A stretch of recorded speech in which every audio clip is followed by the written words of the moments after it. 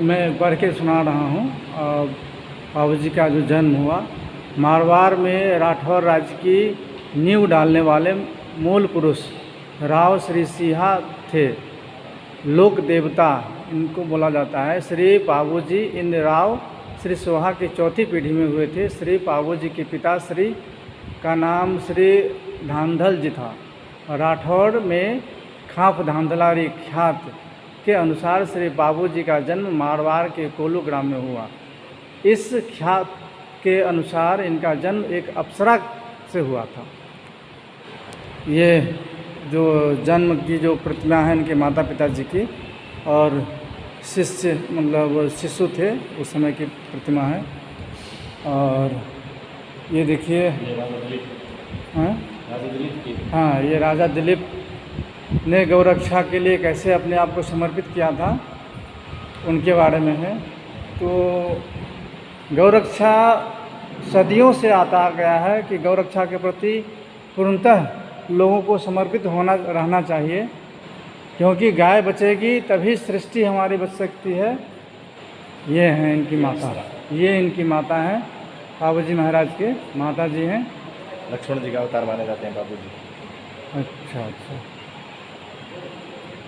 ज़रा कैसे बाबूजी ने कैसे अपने गौरक्षा के प्रति कैसे अपने जो बलिदान दिए थे, ज़रा उनके बारे में आप थोड़ा विस्तार से बता देंगे थोड़ा सा।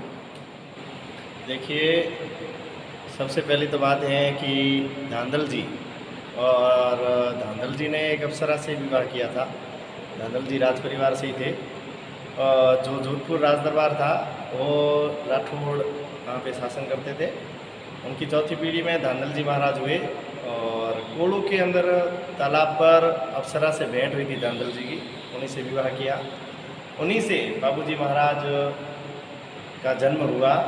और यहाँ पे जैसे आगे प्रतिमाएं हैं, जैसे ये इनकी माता जी हैं, उसके आगे भी बाबूजी महाराज को लक्ष्मण जी का अवतार माना जाता है।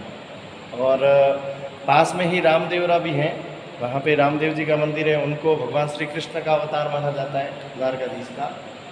और उसके बाद में धांधल जी का विवाह होने के बाद में, इसके बाद में आगे देखते हैं हम कि जब अप्सरा से विवाह के लिए बात रखी धांधल जी ने, तो अप्सरा ने एक शर्त रख दी थी, उसी के बारे में यहाँ लिखा हुआ भी है। देखिए, तो यहाँ पे लिखा हुआ है कि भाई एक दिन श्री धांधल जी बिना बोले, तो अप्सरा ने पहले बोला था कि आप जब भी अंदर आओ कमरे के अंदर, तो उससे पहले एक बार ऐसे करेंगे जिसको राजस्थानी भाषा में खास नाम कह सकते हैं हिंदी में, और अपनी राजस्थानी भाषा में इसको खंगारा कहते हैं। और अभी भी ये चीज़ प्रचलित है कि कोई भी जो वृद्ध पुरुष होता है, घर का जो मुखिया होता है, वो जब भी अंदर जाता है तो उससे पहले ऐसे करता है ताकि जो भी छोटे हैं, बहुए हैं, तो वो सावधान हो जाए और उस चीज़ को लेकर के। तो अप्सरा ने भी ये बात रख ली थी, एक शर्त रखी थी कि अंदर आने से पहले आप ऐसे करोगे, क्योंकि अप्सरा सिंह के रूप में, शेरनी के रूप में रहती थी, और बाबूजी महाराज भी उस शेरनी का दूध पिया करते थे। तो इसलिए शर्त रख दी थी कि इस शेरनी के रूप में अप्सरा नहीं चाहते थे कि धांधल जी मुझे देखे, क्योंकि शेरनी के रूप में अगर अपनी पत्नी को कोई देख लेगा तो उसके बाद वो भाव नहीं रहते। तो एक समय के बाद में धांधल जी ने वो प्रतिज्ञा भंग कर दी, और इसी कारण से वो अप्सरा वापस चली गई धरती को छोड़ के। आगे बढ़ेंगे।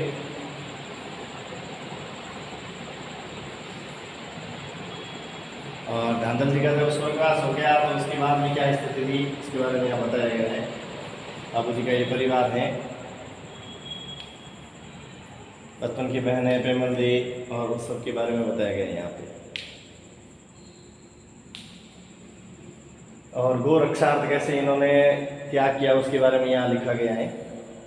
अच्छा, देवल देवी के पास केसर कालमी नाम की एक सुंदर घोड़ी थी जो उनकी गायों की रक्षा करती थी।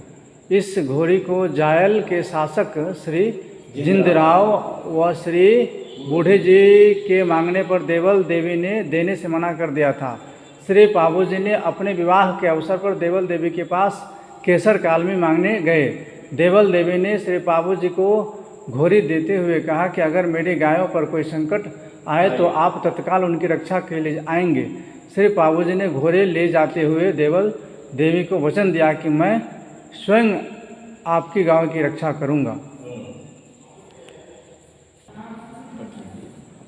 सबसे महत्वपूर्ण चीज़ है वह आपको बता रहा हूँ कि आजकल लोग गौरक्षा के नाम पर क्या सब होता है, गाय का महत्व तो लोग नहीं समझते हैं।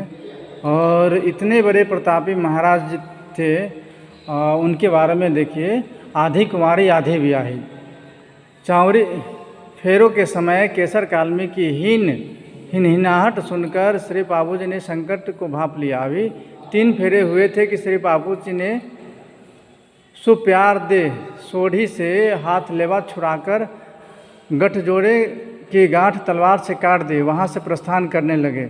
इस पर सुप्यार दे ने कहा, आधी तो कुंवारी आधी ब्याही छोड़ दी, हे स्वामी आप मुझे किस अपराध के कारण छोड़ कर जा रहे हैं। श्री पाबूजी ने कहा, मुझे अभी गायों की रक्षा के लिए जाना है, अगर मैं इस समय गायों की रक्षा के लिए नहीं जाऊंगा तो मेरा वचन भंग हो जाएगा। यह कहते हुए पाबूजी ने श्री चांदा जी और श्री ढेमा जी को साथ लेकर तत्काल वहाँ से चल पड़े। कुल मिलाकर के कि शादी जो है ना, उन्होंने शादी नहीं की, 3 फेरे करके ही चल दिए गौरक्षा के लिए। और संजोग ऐसा बना कि गौरक्षा में जब गए तो फिर वहीं पर उनकी बलिदान हो गई और फिर दोबारा वापस नहीं आ पाए, जिस कारण से वह शादी आधी शादी और आधी अधूरी रह गई। यह संग्राम जैसे हुई थी उसकी छोटी सी छवि। गौ माता तो बच गई थी, गौ माता छूट गई, पर उनको बलिदान देना पड़ गया था।